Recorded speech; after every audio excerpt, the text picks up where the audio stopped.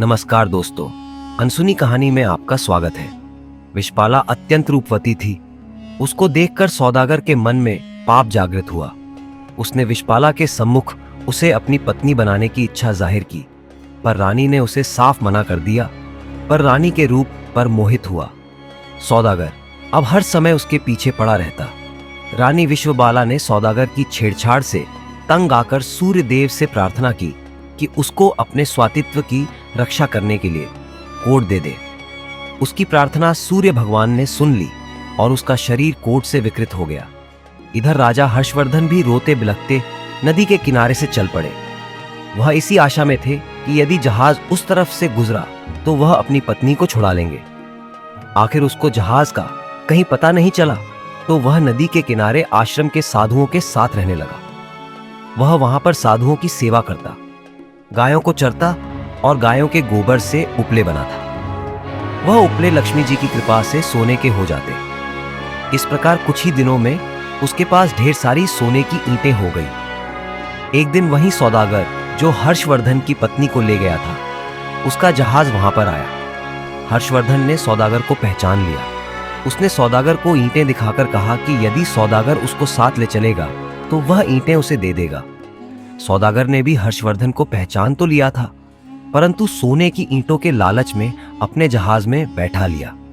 जब जहाज चल पड़ा तो कुछ ही दूर जाने पर सौदागर ने हर्षवर्धन को नदी में फेंकवा दिया। हर्षवर्धन की चीख पुकार विशपाला को सुनाई दे गई। उसने एक काठ का टुकड़ा समंदर में फेंक दिया। उस काठ के टुकड़े के सहारे हर्षवर्धन एक पुल पर पहुंचा, जहां आते जाते जहाज से चुंगी यानी कर लिया जाता था।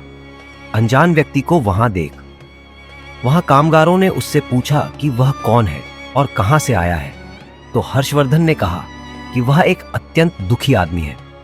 वहां के लोग उसको राजा के पास ले गए। राजा ने परिचय मांगा तो हर्षवर्धन ने बताया कि वह एक दुखियारा व्यक्ति है जो ऐसे दर दर भटकता है।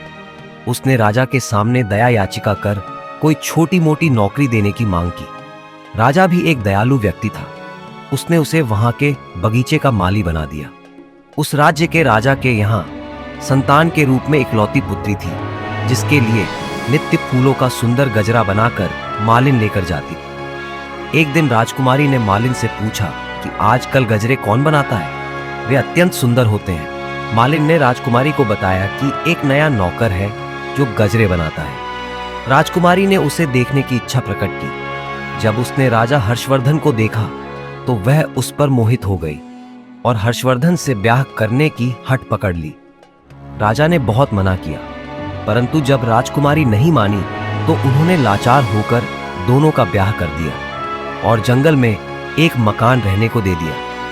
कुछ दिन बीत गए तो हर्षवर्धन ने राजकुमारी से कहा कि ऐसे बेकार बैठे रहकर मेरा मन नहीं लगता। तुम अपने पिता से कहो कि मेरे को जहाजों की चुंगी का ठेका दे दे।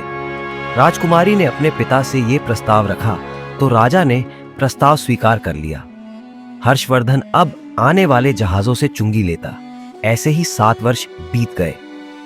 आगे के भाग में जानिए इस युवक की अनसुनी दास्तां, जहां हर मोड़ पर उसे अपनी नियति का सामना करना होगा। तो जुड़े रहिए, क्योंकि यह कहानी हर मोड़ पर एक नया रहस्य और एक नया रोमांच लेकर आएगी। दोस्तों, अगर यह कहानी आपको पसंद आई हो तो कृपया इसे लाइक और शेयर करें। हमारे चैनल अनसुनी कहानी को सब्सक्राइब करना न भूलें।